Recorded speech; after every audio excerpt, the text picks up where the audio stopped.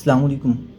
ایک سوال جو بہت زیادہ ہوتا ہے، اور ایک ایشو جو ہماری سوسائٹی کا ہے اور جو بڑھتا ہی چلا جا رہا ہے، اس کے بارے میں بات کریں تو وہ یہ ہے کہ پیرنٹس اور جو نیکسٹ جنریشن ہے، یوتھ ہے، ان کے درمیان ایک مس انڈرسٹینڈنگ ہے جس کو ہم گیپ کہہ سکتے ہیں، وہ ڈیولپ ہو رہا ہے اور وہ بڑھتا جا رہا ہے۔ اس کی وجہ سے پرابلمز فیس ہو رہی ہیں، تو اس میں اکثر جو اتنے بھی اسٹوڈنٹ سے بات کریں یا ینگ جنریشن سے بات کریں تو ان کو اپنے والدین سے گلہ رہتا ہے، اور پیرنٹس کو دیکھیں تو ان کو اپنی اولاد سے گلہ رہتا ہے۔ تو بیسکلی اس کو deep in depth I think so جانے کی ضرورت ہے، اور اس کو جو اصل پرابلم ہے اس کو پن کرنے کی ضرورت ہے۔ تو اسی سلسلے میں یہ ایک ویڈیو ہے۔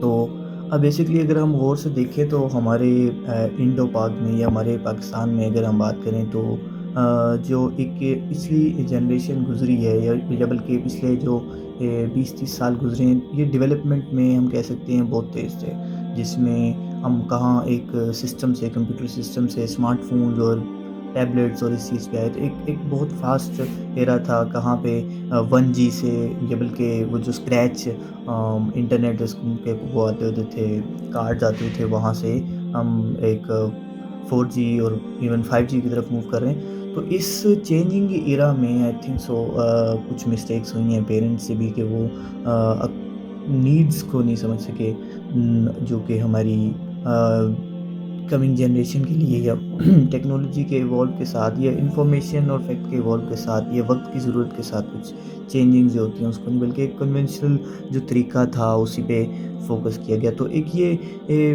وجہ بنی کہ یہ گیپ آنے کی وجہ سے، اس میں یہ بات بالکل ٹھیک نہیں ہے کہ صرف پیرنٹس کی غلطی ہے، no of course not, but ایک پوائنٹ آف ویو یہ بھی ہے جس کو ہم عموماً ہمارے پیرنٹس نہ تو ڈائجسٹ کرنا چاہتے ہیں، اور نہ وہ اس پہ سوچتے ہیں کہ ہاں ایسا بھی ہو سکتا ہے۔ تو اس پہ بھی ایک پوائنٹ آف ویو ہے، ایک سوچنے کے لیے ہے، آپ اپنے ایکسپیرینس شیئر کر سکتے ہیں سوچنے کے لیے کہ کیا ایسا نہیں ہوا، کہ کہاں پہ ضرورت کو نہیں دیکھا گیا کہ اچھا یہ چیز ضرورت ہے، یہ چیز نہیں ہے، اس کو ایسے تربیت ایسے، اور یہ اسکلز آنے والا دور ایسے ہوگا، آنے والے دور کے لیے پریپریشن، اس کو نہیں کیا گیا۔ تو اس میں کیا ہوا، ایک ہرڈ کی طرح موو کرتے رہو، جب جا کے پہنچے ہو یہاں پہ تو کچھ اور ریکوائرمنٹس تھیں، وہ چیزیں نہیں تھیں، تو پھر اسٹریس ایکومولیشن اور ڈپریشن اور یہ ساری چیزیں بڑھتی جا رہی ہیں یوتھ میں۔ ہم اگر یوتھ میں دیکھیں تو ڈرگز جو ہیں وہ پھیلتے جا رہے ہیں، اور ڈرگز کے کیسز بڑھتے جا رہے ہیں، اسموکنگ کیسز بڑھتے جا رہے ہیں۔ اس طرح کی چیزیں جو ہے وہ کیوں پریویل کر رہی ہیں، وہ اسی وجہ سے پریویل کر رہی ہیں کہ ایک جو ایسینشیل ٹارگٹ تھا، یا ایک جو لائف گولز تھے، وہ صحیح طرح سے کلیئر نہیں ہوئے پیرنٹس کی وجہ سے، تو اس وجہ سے ایک ایشو بنا۔ اس میں آف کورس میں اس بات کو بالکل لکھ نہیں کر رہا کہ صرف اور صرف پیرنٹس کا ہی قصور نہیں ہے، اٹس اے ٹو سائڈ، لیکن ابھی میں اس پوائنٹ پہ بات کر رہا ہوں۔ جو دوسرا پوائنٹ ہے کہ اسٹوڈنٹس کی کہاں پہ، یا جو ہے اولاد کی یا یہ یوتھ کی کہاں پہ غلطی ہیں، تو اس کو بھی دیکھا جا سکتا ہے۔ لیکن یہ ایک ایسی چیز ہے جہاں پہ ایک ایسا پوائنٹ ہے جہاں پہ پیرنٹس سے غلطی ہوئی، جہاں پہ پیرنٹس سے مسٹیک ہوئی کہ وہ وقت کے ساتھ ساتھ نہیں بڑھ سکے۔ جیسے ہمارا فاسٹ گروئنگ انٹرنیٹ تھا، آن لائن کی طرف جیسے چیزیں شفٹ ہوئیں، ای لرننگ کی طرف جیسے چیزیں شفٹ ہوئیں، اس کی طرف کوئی کانسیپٹ نہیں تھا، ایک دم اچانک سے جو سب کچھ آیا تو اسی کے ساتھ ہی کوپ اپ کرنا پڑا۔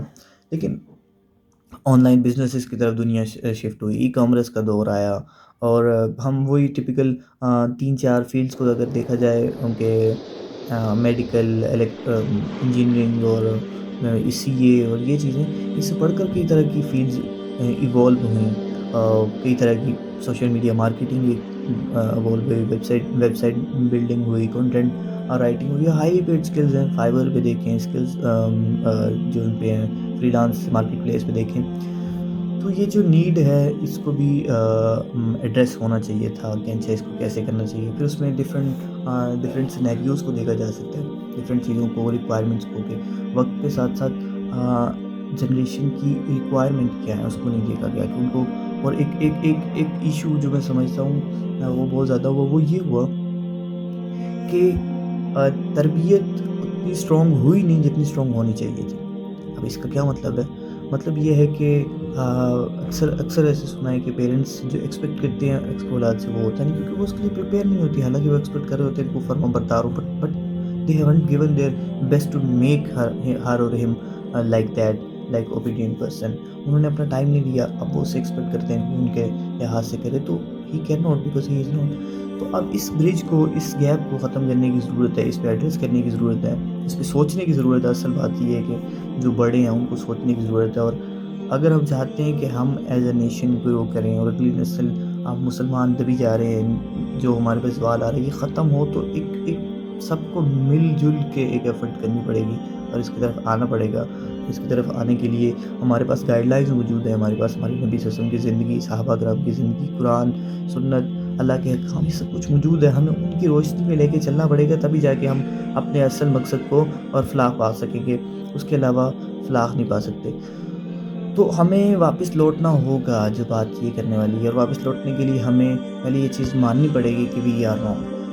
स्ट्रॉन्ग पर्सनैलिटी और वीक पर्सनैलिटी का फ़र्क जो होता है ना, वो इसी बात में है कि जो वीक पर्सनैलिटी हो, जो स्ट्रॉन्ग पर्सनैलिटी होगी ना, वो एक्सेप्ट करेगी कि आई वाज़ रॉन्ग। और जब आप ये चीज़ एक्सेप्ट करते हैं ना, आई वाज़ रॉन्ग, तो एक एक अपने अंदर अहद भी करते हैं, I have to make this thing right. तो जो जो वीक पर्सनैलिटी होगी वो ब्लेम गेम पे करती रहेगी, और जो ब्लेम गेम पे करते हैं उसके दो दो नुकसानात हैं। वो इस दुनिया में भी स्ट्रेस में रहेगा, टेंशन में रहेगा, और आखिरत में भी अगर वो अपने साथ सच्चा नहीं है तो आखिरत में भी उसको मसले पेश आ सकते हैं। तो इस चीज़ से निकलने के लिए पहली चीज़ जो है वो ये है कि हमें सेल्फ एनालिसिस करना पड़ेगा कि हम कहाँ पे गलत हैं, हम कहाँ पे सही हैं, क्या ठीक है, क्या गलत है।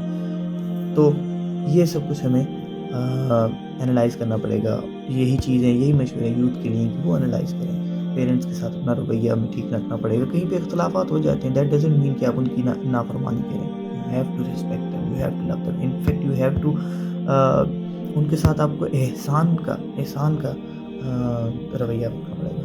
कुरान मजीद में अल्लाह ताला फरमाते हैं, "व बिल वालिदैनि एहसाना", और अपने वालिदैन के साथ एहसान करो। तो आपको उनके साथ एहसान का मामला करना पड़ेगा, और ख़ुसूसन माँ के साथ तो आपको स्पेशली बहुत ज़्यादा नरम लहजा। और इसी तरह कुरान में अल्लाह ताला कहते हैं कि अपने अगर बूढ़े हो जाए तो उनको उफ़ तक ना कहो, अपने वालिदैन को उफ़ तक ना कहो। वो क्यों है?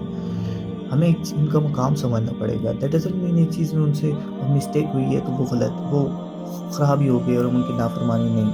इवन हज़रत इब्राहीम अलैहिस्सलाम ने, कुरान में जो वाक़या उनका नक़ल किया जाता है, इब्राहीम अलैहिस्सलाम अपने वालिद को, जो कि मुशरिक थे, बुत बनाते थे और बुत फ़रोश भी थे, उनको भी जब बुलाया तो क्या ही प्यारे अंदाज़ में कि या अबती, ऐ मेरे प्यारे अब्बा जान। तो हमारे वालिदैन तो माशाअल्लाह से मुसलमान हैं अल्हम्दुलिल्लाह से। उनकी रिस्पेक्ट हमें कितनी ज़्यादा करनी होगी और उसका हक़ कितना होगा, ये बात हमें बहुत अच्छी तरह से जाननी होगी और हमें इसको प्रैक्टिस करना होगा। तो इस चीज़ को एनालाइज़ करना होगा, इस चीज़ को देखना होगा, दोनों तरफ से देखना होगा, सोचना होगा कि कैसे हम इस चीज़ को बेटर डायरेक्शन में लेके जा सकें, ताकि ये जो एक नुकसान होता जा रहा है उम्मत का, और ये बढ़ता जा रहा है, एम्प्लीफाई होता जा रहा है, इसको किसी तरह से कम किया जाए। अस्सलाम वालेकुम।